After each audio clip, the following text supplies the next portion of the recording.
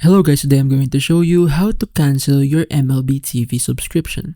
So go ahead and launch your web browser. Today we are using Google Chrome and go to the official website of MLB, which is the MLB.com. Make sure you log in into your account. So to log in, you will see an account button here on the top right corner of the screen. Now after you log in, hover over the account button with the face logo here and you will see a drop-down menu. Click on Manage Subscriptions. Now on the Manage Subscriptions page, you will see two things. Current subscriptions, which you can view the MLB products you are currently subscribed to, and payment methods. So we want to cancel your subscription.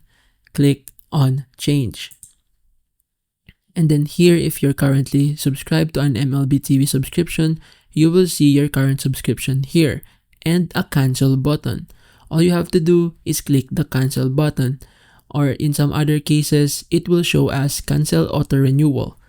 Go ahead and click on that and follow the prompts that will lead you to the cancellation of your subscription. And basically that's it.